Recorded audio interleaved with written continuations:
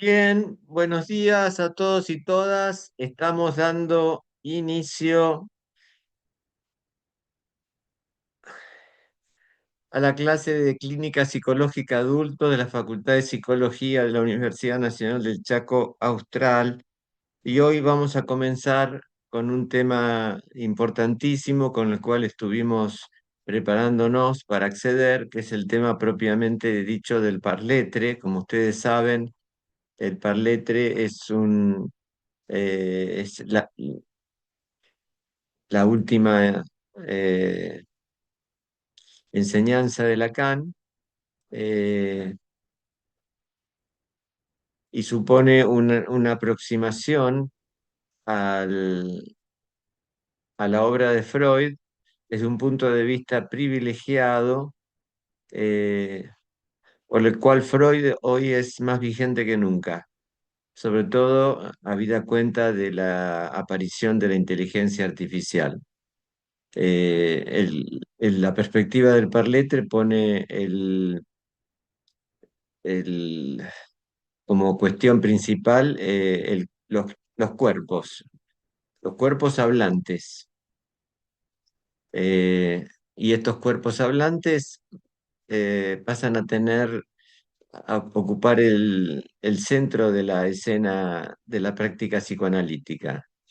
El sujeto sigue estando presente, pero es el cuerpo hablante el que está ahora como como nudo de todo el trabajo clínico de Lacan. Y digo que es más vigente que nunca porque precisamente hoy las pantallas eh, tienen una presencia eh, agobiante en la experiencia de los cuerpos hablantes, de las personas. Por lo tanto, poner el centro de la práctica psicoanalítica en los cuerpos nos permite ubicarnos de una manera privilegiada frente a esta época. Gran parte eh, de los síntomas que hoy emergen a lo largo y ancho del planeta tienen que ver con la inhibición, con el encierro, con el aislamiento, con el autismo, con la violencia, con los pasajes al acto, eh, el inconsciente en tanto simbólico imaginario, en tanto trabajador para tramitar el trauma está cada vez más pauperizado, el registro simbólico ha perdido potencia, eh, el, el rol de la autoridad, por lo tanto, la función paterna también. De esta manera, la equiparación de los tres registros que formula Lacan a partir de 1970 es particularmente sintónica con esta nueva situación que ya se venía dando hace décadas, y que hoy se está plasmando de una manera hegemónica, de manera que tomar el sesgo de los cuerpos hablantes permite que nuestra clínica adopte un sesgo por demás actual, pertinente y operativo para eh, los desafíos a los cuales la época nos enfrenta. Eh,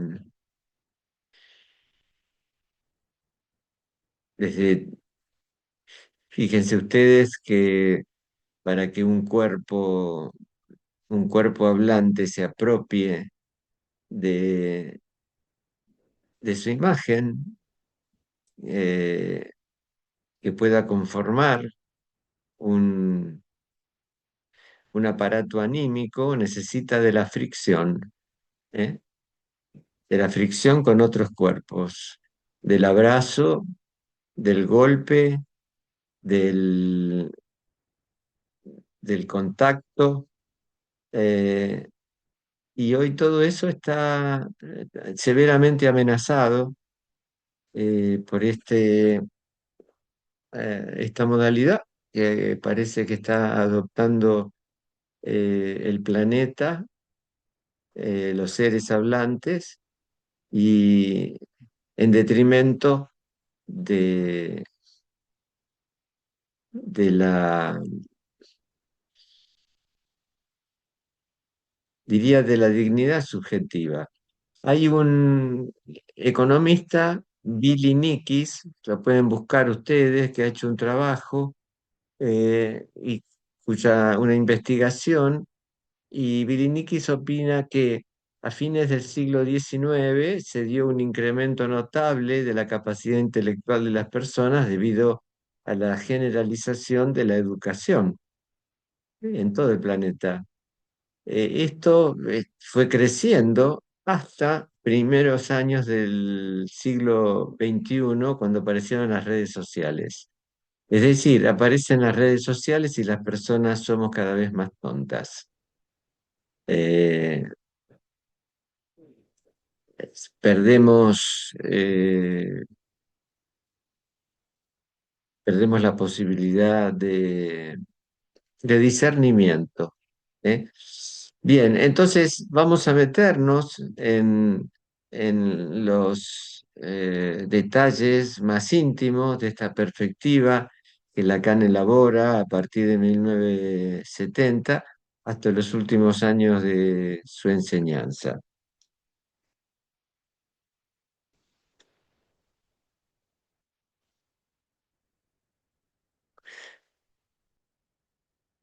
Bien, seguimos con el texto del cuerpo en Lacan.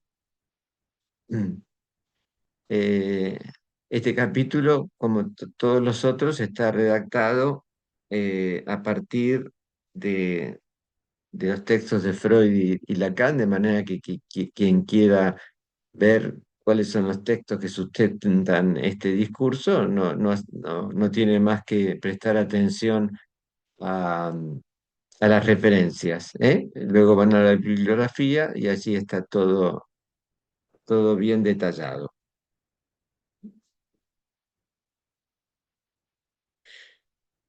Entramos ahora de manera franca en la zona del parletre, del habla ser, ya anticipado con el ser que se sostiene en él, mencionado en radiofonía. Se trata de una perspectiva que, de acuerdo con la conferencia Joyce el síntoma de 1976, que es el texto más importante de referencia, supone que el hombre tiene un cuerpo, o sea que habla con su cuerpo. Dicho de otro modo, que parletre por naturaleza. Ustedes recuerden que el cuerpo es la alteridad, el cuerpo es el primer prójimo. ¿eh? Tenemos un cuerpo. No por nada, durante el seminario titulado El Symptom, afirma: en la medida en que el inconsciente conlleva una referencia al cuerpo, pienso que puede distinguirse la función de lo real. Es decir, que hay algo en el cuerpo precisamente que, que porta esta dimensión de lo real. De lo real se trata.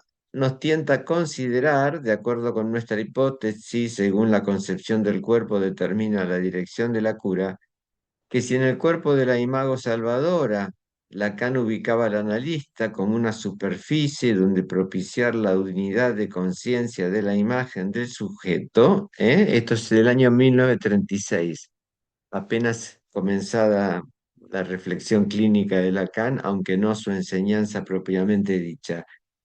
Ahora que la escritura del imaginario no especular anuda un cuerpo concebido con una lógica de bolsas y cuerdas, el analista, equívoco significante mediante, opera cual superficie que anuda más por lo que oculta que por lo que refleja, más por lo que calla que por lo que dice, y más por lo que corta que por lo que une. Esto quiere decir que el analista, en tanto el practicante, en tanto analista y no como terapeuta, opera como objeto causa, ¿eh? Opera de manera tal que el que trabaja verdaderamente es el paciente, lo que de ninguna manera implica que para anudar el analista no deba hablar, reflejar o unir. De este punto de vista, la intervención analítica consiste en producir, tal como con los palotes impresos en las cavernas que hemos comentado en nuestro marco teórico, en la página 23, una letra de goce que por nominar la mismidad del fracaso en alcanzar el referente, habilita una nueva escritura para el cuerpo. Es decir, el fracaso está de entrada y continúa. No podemos saber quiénes somos ni para qué estamos. Pero lo que sí logramos es cambiar la posición frente a ese agujero en el saber y que ese agujero sea sinónimo de deseo, de vitalidad y fuente de producción. Producción que desde ya no está dicho en términos capitalistas, sino producción de una manera diferente de gozar. ¿Eh? Por algo dice Lacan que el psicoanálisis es la localización de lo oscurecido que se oscurece en la comprensión debido a un significante que marcó un punto del cuerpo. Aquí precisamente se oscurece con la comprensión porque la intervención analítica propiamente dicha no está para explicar, no es una clase, está para irrumpir, quebrar una significación estereotipada y el que tiene que trabajar, el que tiene que explicar, el que tiene que darse maña es el paciente. Lo cierto es que esta letra, producida en el vacío de la causa, resulta de una escritura cuya articulación resume la concepción que del síntoma sostiene la práctica psicoanalítica. No por nada, dice Lacan,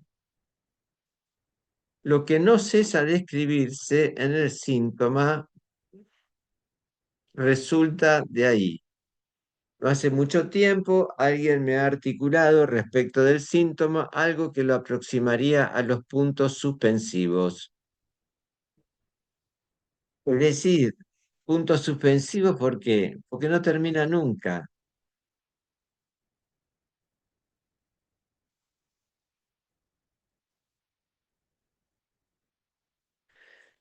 No termina nunca. El síntoma no se elimina. Lo que sí se elimina es el goce del síntoma.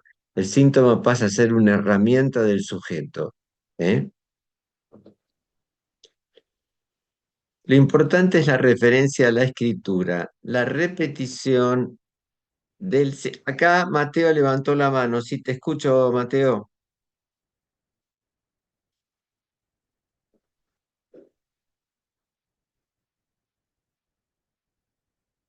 No, no te oigo. A ver, Y los anteriores también en cuanto al goce, al cuerpo y demás, en el, Mateo, Mateo, empezá de vuelta porque no se escuchaba, por favor.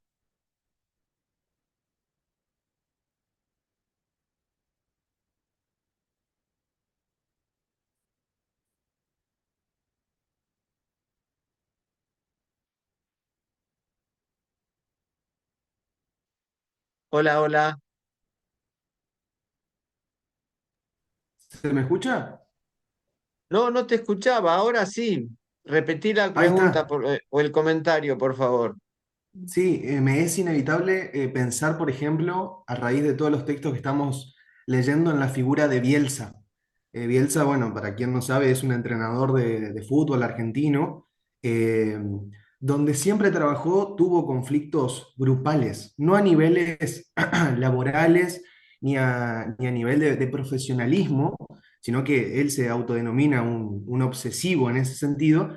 Eh, pero bueno, hace unos años, me parece hace 2 años, se viralizó una conferencia de prensa de Bielsa en la cual tuvo un conflicto con uno de los referentes uruguayos, él es entrenador hoy por hoy de Uruguay, que es Luis Suárez, este jugador con quien tuvo conflicto, y bueno, para mí dio una conferencia espectacular donde expresó unas ideas sobre su comportamiento muy interesantes, o sea, un conocimiento muy amplio sobre lo que a él le pasa, sobre lo que a él le sucede. Sin embargo, no se lo ve sufriente en cuanto a eso, sino que él Ajá, entiende que es su forma de vivir. Por lo tanto, y- es acá donde yo me pregunto, bueno, ¿dónde está la cura? Porque evidentemente es un tipo que habrá hecho un análisis, ¿no? De aquello de su voz, de lo que le sucede y demás, sus síntomas. Sin embargo, su posición con respecto a eso no es sufriente, sino que él entiende que es su forma de vivir. Y medio que, ajá, bueno, el conflicto es con el resto tiene conflicto con él, no él con el resto. No sé si me explico. ajá. Por lo tanto, es muy interesante. Sí, muy interesante, exactamente. ¿Te No sé si acordás usted, cuál? usted vio la conferencia. No, no la escuché. ¿Te acordás el rasgo del cual comentaba Bielsa? Bueno, él decía, por ejemplo, él dice, empieza la conferencia así, yo soy tóxico, el que se relaciona conmigo empeora. ¿Por qué? Porque yo soy un tipo al cual no le gusta charlar. Todos se juntan en grupo a la hora del almuerzo y yo estoy a un costado leyendo el diario porque no me gusta relacionarme con los otros. Soy un tipo tóxico. Hay tipos tóxicos, tóxicos que siempre ven el error, que nunca les se los colma, así dijo, ¿no? Una relación ahí con la falta bastante interesante, una conferencia de prensa totalmente analizable desde el psicoanálisis. Se la voy a comentar y se la voy a pasar ahí por el Hotmail. Buenísimo. Muy bien, Mateo, gracias por el aporte. No, por favor, gracias a usted. Bien, lo que no cesa de escribirse en el síntoma resulta de ahí. No hace mucho tiempo alguien me ha articulado respecto del síntoma algo que lo aproximaría a los puntos suspensivos. Lo importante es la referencia a la escritura. La repetición del síntoma es ese algo del que acabo de decir que salvajemente es escritura. Esto para lo que es el síntoma tal como se presentó en mi práctica. De esta manera, la imago, inaccesible a nuestros ojos, si bien parece no revelar todos sus aspectos, indica, si no un camino, al menos un horizonte para la experiencia analítica. De esta perspectiva, el goce deja de estar prohibido por el solo hecho de hablar, tal como por ejemplo se insinúa en su versión del sujeto, ahora es más bien un cuerpo, por hablar no puedo menos que gozar. Supone todo un trayecto en la enseñanza de Lacan, donde el goce se aparecía en determinadas situaciones, en determinados momentos, y Lacan llega a la conclusión que todo el tiempo estamos gozando, ¿eh? Nuestros cuerpos son máquinas de goce, máquinas de satisfacer eh, mal, de mal satisfacer a la pulsión. No logramos dejarla contenta. La pulsión es insaciable. Bautista Rojas levantó la mano. Bautista, Buen día, profe. buen día. Tengo una pregunta para hacerle con respecto del goce y cómo lo plantea Lacan. A ver, Porque yo, según lo que yo tenía entendido, el goce eh, básicamente es esa instancia que puja siempre por acercarse a ese objeto A que puede producir frustración, ¿no? Si no estoy equivocado. el objeto de goce es el objeto A. Eh, Frustración es un término que está más bien en el registro imaginario. Eh, lo que sí podemos decir es que la pulsión no se satisface nunca. Por supuesto. Eso tiene que ver mucho con las redes significantes y el atravesamiento a el registro de lo simbólico. Pero la pregunta que yo quería hacerle era con respecto de cuál es la diferencia que hay entre el deseo, que como sabemos es algo que nunca se acaba, que siempre se va desplazando metonímicamente, y la diferencia que tiene con el goce. Porque usted siempre nos dice que el cuerpo es goce, pero ¿cuál es la diferencia con el deseo? ¿Por qué no podemos decir el cuerpo es deseo? Y goce y deseo guardan una relación como la banda de Moebius. La banda de Moebius es un instrumento topológico según el cual vos pones una hormiguita caminando por la banda y luego de dar toda una vuelta a la banda termina del otro lado. Guardan una relación de la banda de Moebius. Si, por ejemplo, vos podés tomar una cinta Scotch para pegar cuadernos o lo que fuere, cortás, no sé, medio metro de la cinta y en vez de pegarla en los extremos, eh, la haces girar. De manera que la banda va a aparecer como dada vuelta. Siempre que estás recorriendo la, la banda del deseo, al mismo tiempo del otro lado está el goce, está operando permanentemente. Pero lo que tiene es que el deseo es una instancia propia de la neurosis.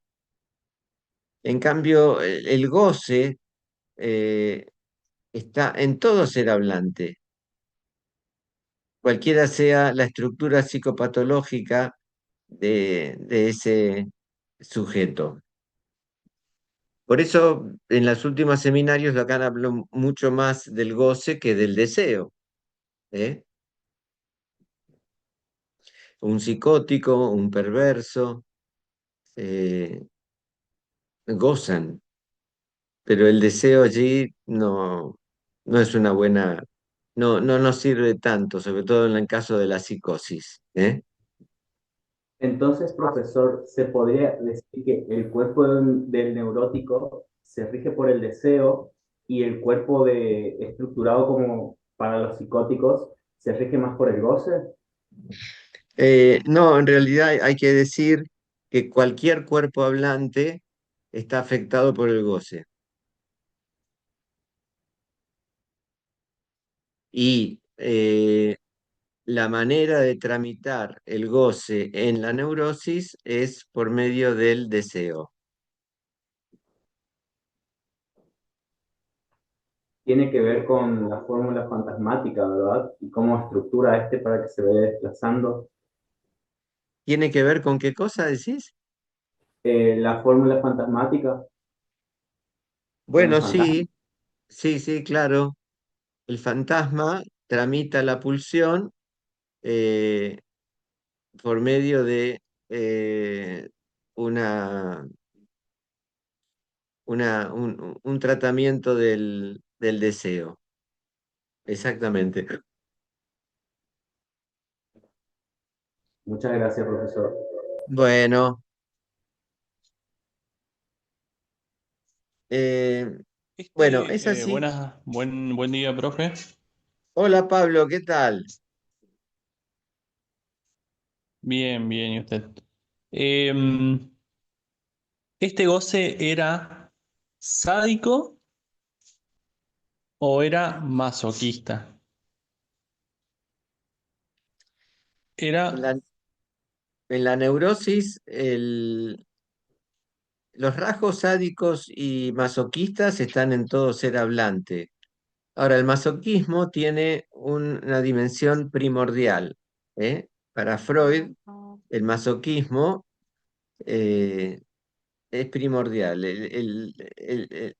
Lo sádico es como un tratamiento del masoquismo.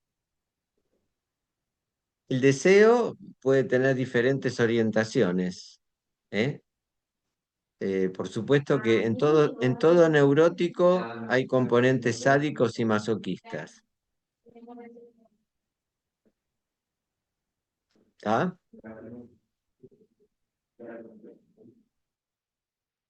Bueno, continuamos. Sí, sí, sí, sí. Gracias. Es así que en una clase titulada Cuestión de uno, Lacan señala que solo en hecho de hablar es posible percatarse de que lo que habla, sea lo que fuere, es lo que goza de sí como cuerpo. ¿Eh? Por el mero hecho de hablar estamos gozando. Al respecto, Eric Laurent señalaba que finalmente en Joyce el síntoma se advierte una nueva ensambladura en la que el cuerpo ya no se considera corpse o conjunto vacío, sino que está directamente conectado con el goce. El cuerpo está tomado como máquina de goce más allá de lo imaginario, de lo que tiene imagen y de lo que no la tiene.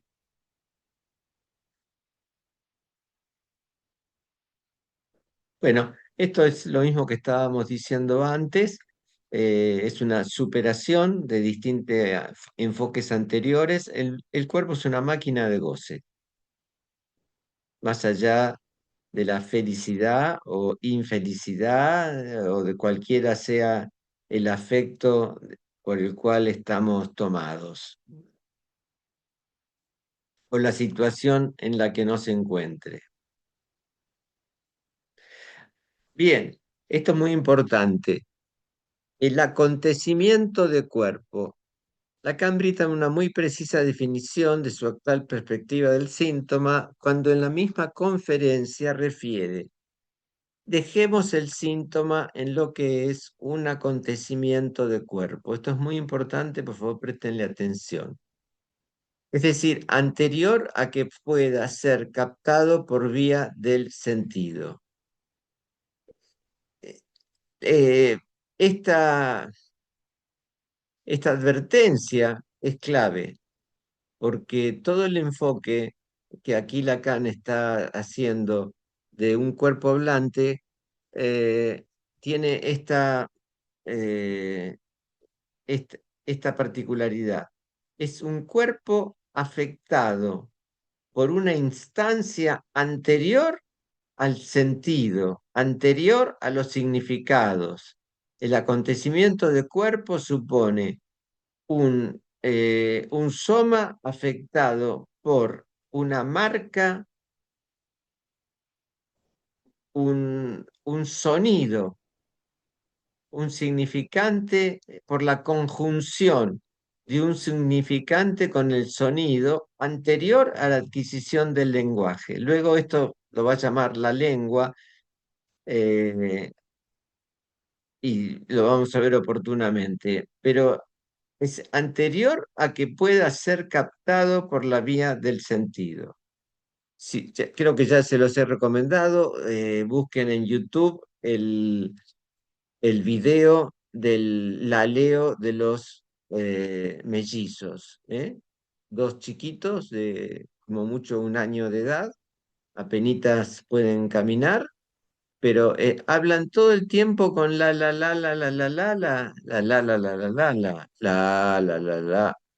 Es increíble, increíble como dos personas están hablando, pero sin ningún tipo de sentido.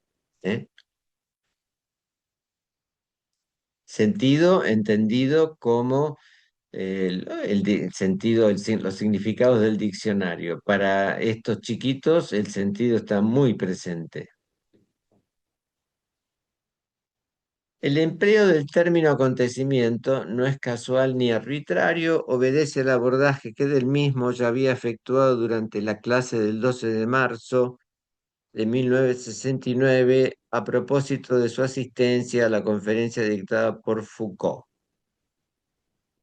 en la conferencia cuyo título era ¿Qué es un autor? En aquella oportunidad, a partir del sintagma retorno a, el conferencista abordó, entre otras cuestiones, el impacto de la obra freudiana sobre la cultura en tanto acontecimiento Freud, es decir, el punto para el inicio de una nueva discursividad. Un segundo, ya vuelvo.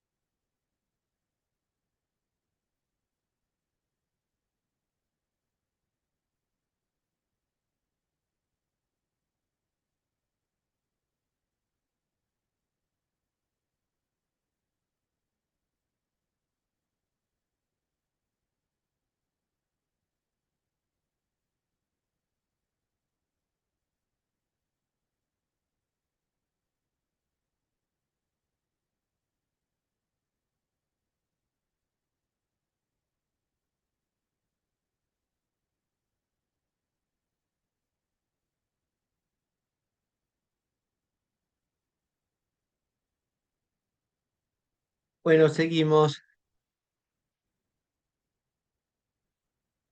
En aquella oportunidad, a partir del sintagma retorno a, el conferencista abordó, entre otras cuestiones, el impacto de la obra freudiana sobre la cultura en tanto acontecimiento Freud, es decir, el punto para el inicio de una nueva discursividad. Esta sería la definición de acontecimiento desde el punto de vista psicoanalítico, el inicio de una nueva discursividad. Pocos días después, en su seminario, Lacan se hizo eco de los dichos del filósofo al brindar un comentario de la siguiente manera. Este paso es el acontecimiento Freud, supone el cuestionamiento radical de todo efecto de representación. El cuestionamiento radical de todo efecto de representación. La desaparición de cualquier connivencia con la representación de lo que ocurre con lo representado como tal. Es decir, va al agujero del lenguaje, ¿eh? Y de esa manera, como para poder acceder, cernir lo real que porta la lengua. Ustedes saben que el lenguaje tiene capacidad referencial, pero no llega al referente. Lo hemos visto cuando hablamos de la metáfora radical. Es decir, toda palabra es una metáfora. ¿Por qué? Es una metáfora de una nada, porque no alcanzamos a tocar la cosa propiamente dicha. Es decir, que es una sustitución. En vez de poder hablar de la cosa, hablamos de el nombre de la cosa, pero el nombre de la cosa no me lleva a la cosa. Puede ser otro nombre, puede ser otro. ¿Eh?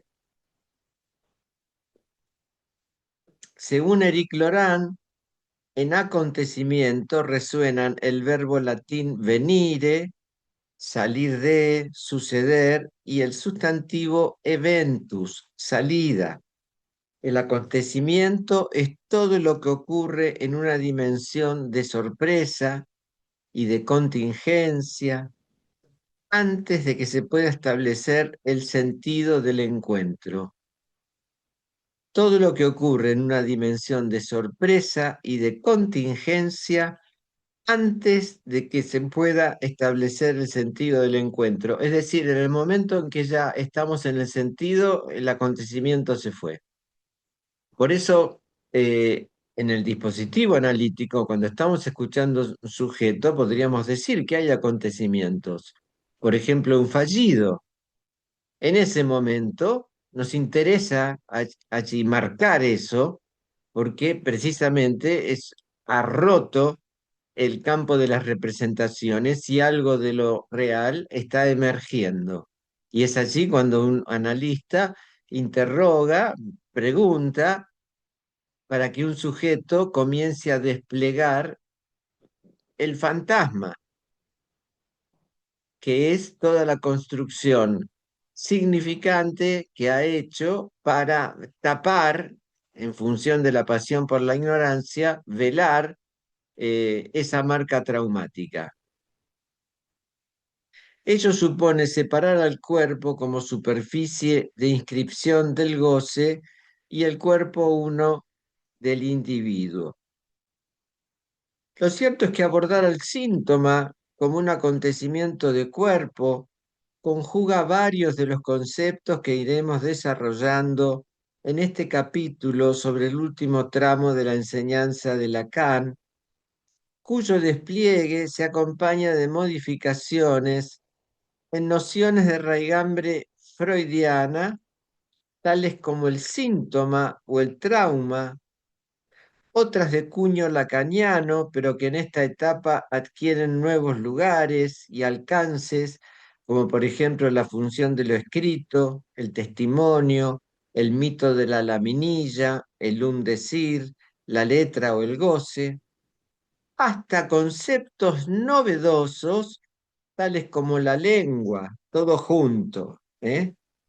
La sustancia gozante, la forclusión de sentido, el goce femenino, la lógica de bolsas y cuerdas, el escabel holouniano, todas nociones que por su función y operatividad comprometen de manera eminente al cuerpo. Para tocar un tema reciente, si les interesa, después busquen un artículo de mi autoría eh, titulado La lengua argentina del Indio Solari. Ahí se puede ver cómo el impacto del sonido en los cuerpos produce determinados efectos, y la lengua es un concepto que apunta al goce de toda, a la manera en que el goce de toda una comunidad hablante se incrusta en el cuerpo de una manera singular, en el cuerpo de cada sujeto.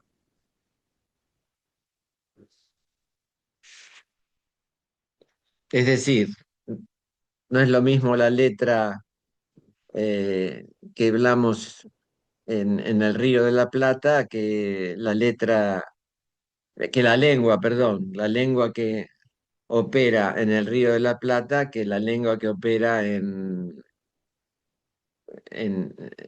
Bolivia o que opera en, en Inglaterra. Es decir, cada comunidad goza de una determinada manera y cada cuerpo se ve afectado de una manera totalmente singular por ese goce del cual, eh, en la cual trabaja toda una comunidad hablante.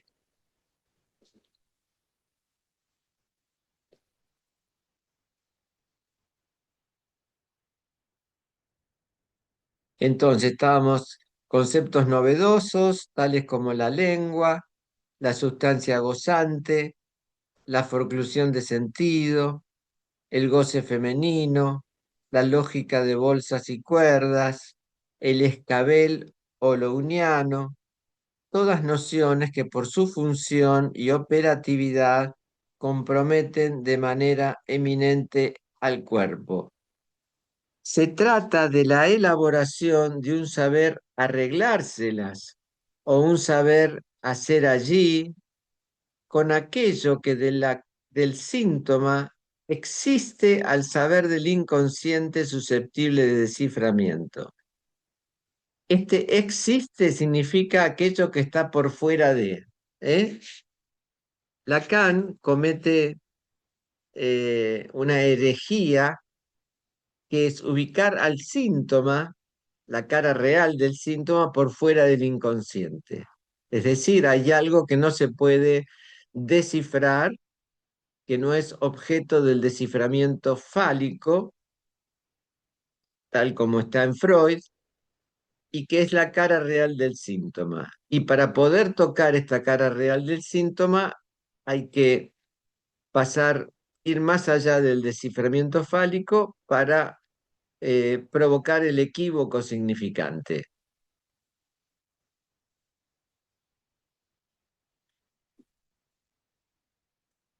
Por eso dice el saber del inconsciente susceptible de desciframiento, la cara real del síntoma cuya repetición cifra el goce del ser que habla.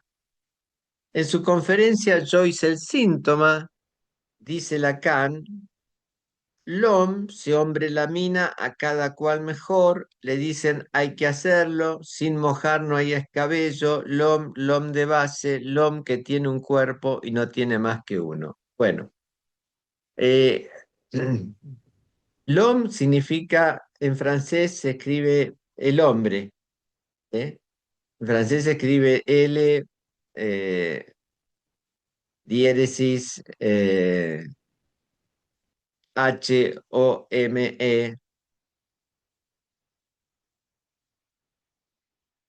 y acá él lo escribe de esta manera, para ser efectivo que lo que él está poniendo es el sonido, lo que afecta es el sonido, ¿eh? No la ortografía, lo que afecta es el sonido. Lom se hombre lamina, a cada cual mejor. Acá está haciendo referencia al mito de la laminilla. El mito de la laminilla es la estancia más, más primitiva de la vida, ¿eh? Moje, le dicen, hay que hacerlo. Moje quiere decir salpicate con el lenguaje, salpicate con la lengua, contaminate. Esto es lo que, a lo cual está invitado, y más que invitado, te diría obligado, un cuerpo, una cría humana, cuando aparece en el mundo. ¿Eh? Todo lo que hacemos con ese cuerpo es precisamente para poder incluirlo dentro de la comunidad hablante. Sin mojar no hay escabello. Acá está haciendo referencia al escabel, eh, que es el brillo que adquiere un cuerpo en función de esas caricias, de ese cuidado, de ese maternar, de ese amor que le brinda el otro de los primeros cuidados. Lom de base, Lom que tiene un cuerpo y no tiene más que uno. En esta frase se aprecia el recurso al mito de la laminilla, Lom, Lam, al que ya hemos hecho referencia más arriba, bueno, el que quiera puede consultar, y cuya mención remite a ese nivel anterior al sujeto, la libido. Según Eric Loran, la lamel, es una especie de cuerpo de goce que no es significante, es captado en su relación con el falo no significante. Mi interpretación aquí no es que no es significante, sino que no está en la cadena significante. Pero aquí ya está operando una marca, un S1, ¿eh? Allí donde el goce fálico se inscribe directamente sobre el cuerpo. Fíjense que es una perspectiva que está tomando antes de la intervención del nombre del padre. El nombre del padre imprime una marca y allí se constituye un neurótico. Pero esta perspectiva es transclínica, es decir, que apunta a ese momento donde un cuerpo es afectado por el sonido y allí tiene distintas derivaciones. El goce se faliciza, pero también se lomeliza o se lameliza.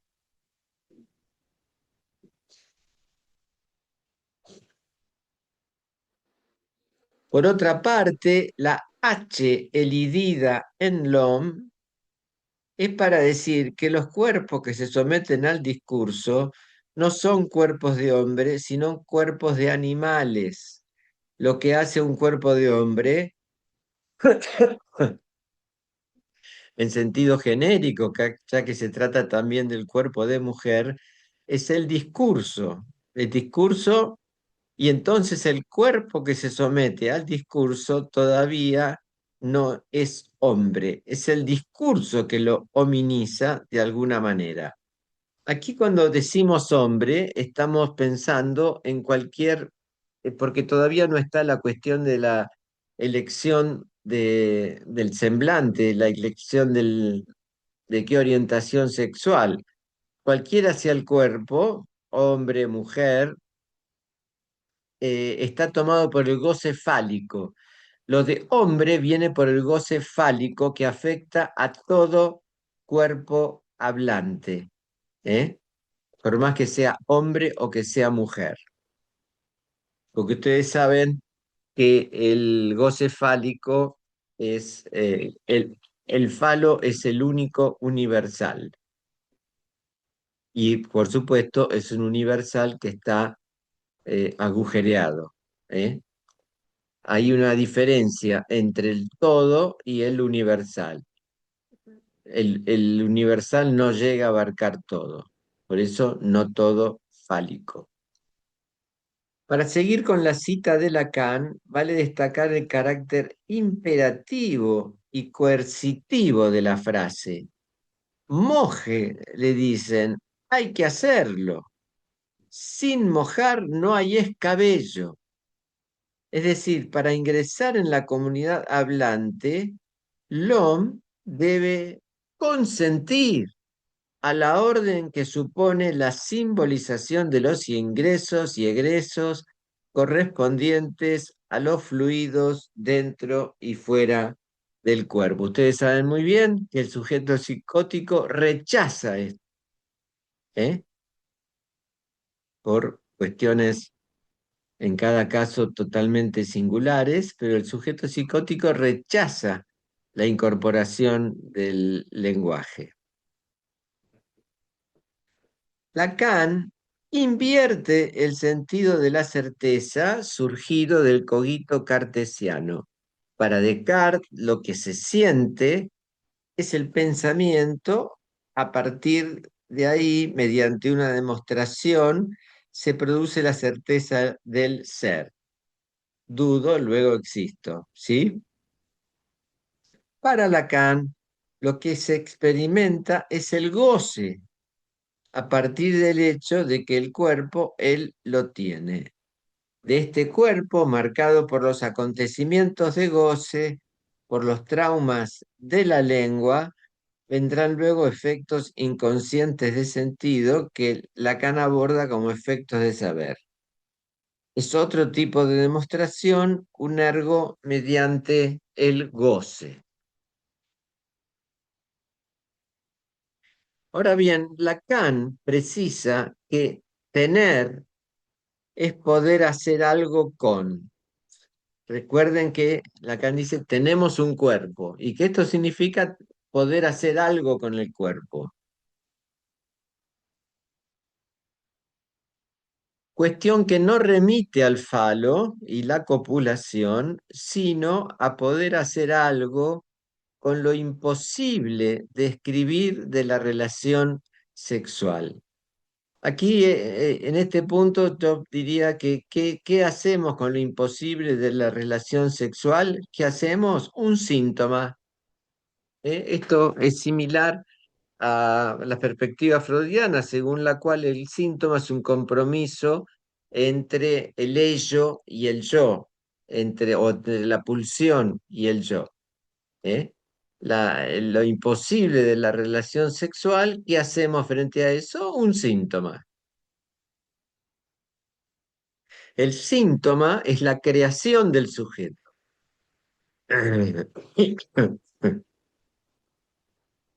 Lo que hacemos con el síntoma es la invención. El síntoma es la creación del sujeto y lo que hacemos con el síntoma es una invención. Un psicoanálisis propicia la invención, propicia hacer algo singular con el síntoma de un sujeto. Entonces, una vez desprendido de la trascendencia de la estructura, Lacan reemplaza el gran otro que otorgaba sentido por el uno del síntoma. Reemplaza el gran otro, que era el registro simbólico más importante, equipara y reemplaza a ese gran otro por el uno del síntoma. Aquí el síntoma es el punto clave.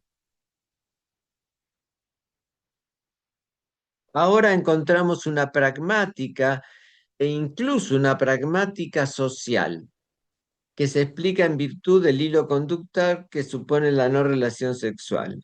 El ser es el goce del cuerpo como tal, es decir, como asexuado, ya que lo que se llama goce sexual está marcado, dominado por la imposibilidad. Bien.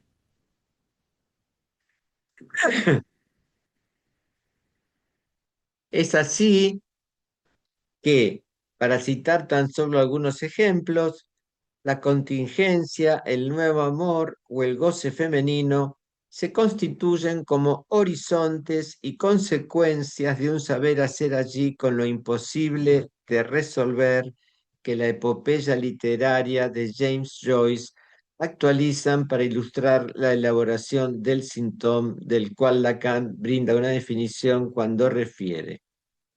En la medida en que el inconsciente se anuda al síntoma, que es lo que hay de singular en cada individuo, puede decirse que Joyce, como se escribió en algún lado, se identifica con lo individual. Bueno, acá lo importante es que hay un nivel que tiene que ver con lo imposible de la relación sexual. Relación sexual que sería aquí satisfacer de una vez a la pulsión. Y la pulsión no se satisface, la pulsión es insaciable. ¿Por qué? Porque hay un agujero en el saber. Nosotros estamos disociados del instinto.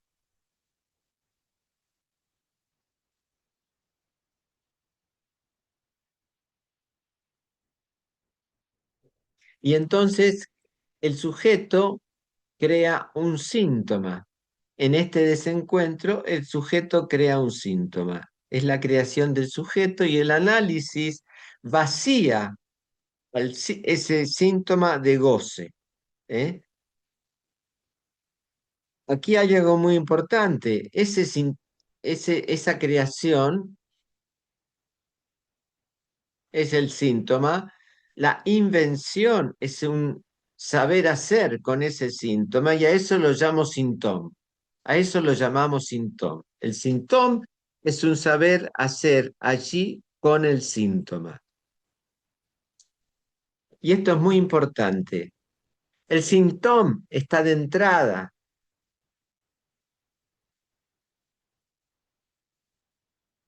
El síntoma está de entrada. Y el síntoma hace sufrir. En muchos casos hace sufrir. Genera síntomas, síntomas del síntoma. Es decir, que una intervención analítica modifica ese saber hacer allí con el síntoma. Interroga, interpela ese saber hacer allí con el síntoma. Porque ese saber hacer allí, propio de quien llega a la consulta, genera demasiado sufrimiento. Fíjense entonces que nosotros no estamos operando sobre la causa, que la causa está perdida. Estamos operando sobre toda la maquinaria de saber del fantasma y sobre todo un saber hacer allí con el síntoma que produce sufrimiento.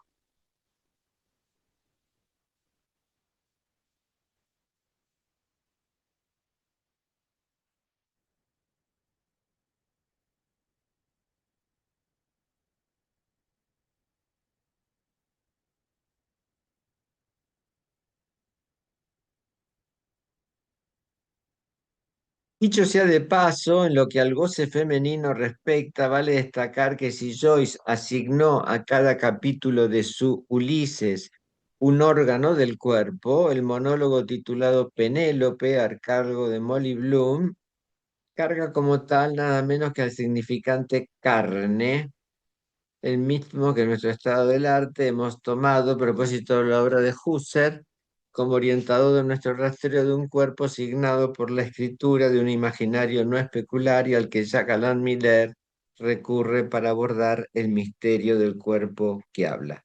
Bueno, aquí lo importante es esto que estábamos diciendo recién respecto del síntoma y la manera de intervenir para que no sea demasiado sufriente.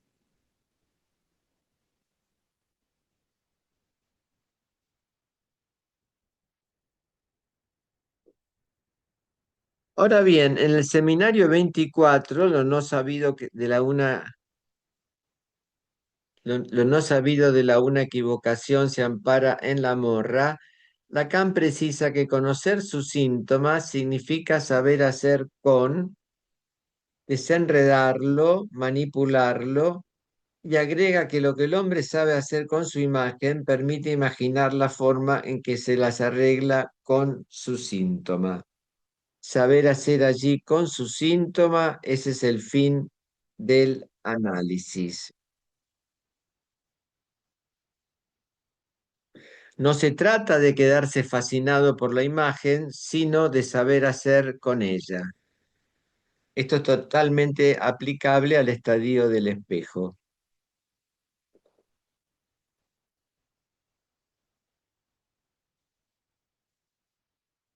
Al respecto, desde siempre Lacan señaló que el narcisismo radical es el secundario, es decir, para Lacan la incorporación de la imagen del cuerpo es resultado de una operación.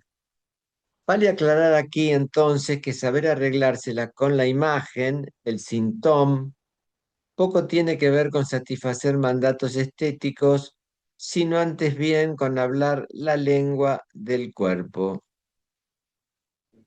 Recién les había comentado que la lengua, todo junto, hace referencia a la conjunción del significante con el sentido anterior a la adquisición del lenguaje propiamente dicho.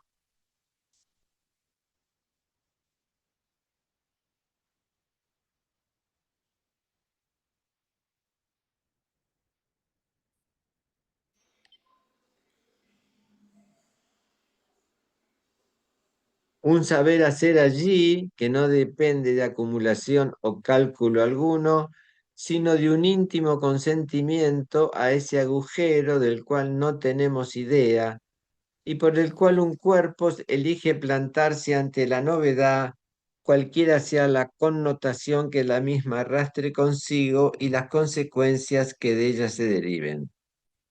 Al respecto, dice Eric Laurent, ya sean las tentativas de autorretrato del cuerpo por la ciencia, el autorretrato democrático del selfie o el autorretrato del artista, en todas sus declinaciones, todos ellos, en sus límites y sus fracasos, conducen a la experiencia psicoanalítica del autorretrato imposible del sujeto que Lacan acabó designando como parletre. Esto es aplicable al estadio del espejo, es decir, esa imagen nunca va a satisfacer la demanda pulsional.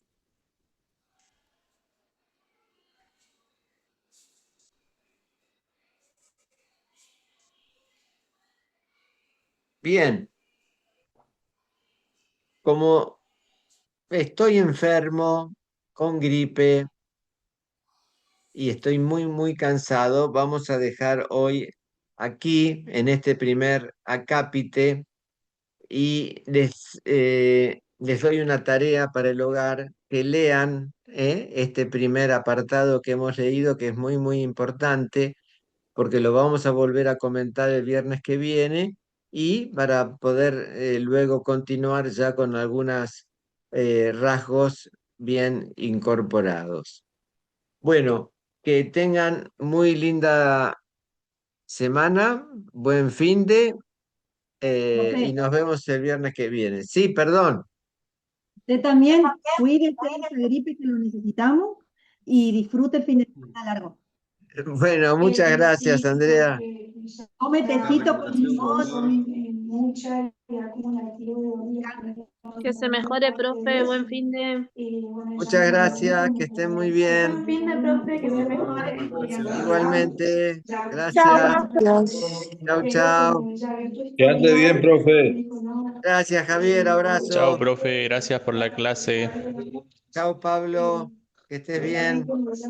Fin de para todos. Igualmente. En el chat está el link de YouTube que le dejó Mateo.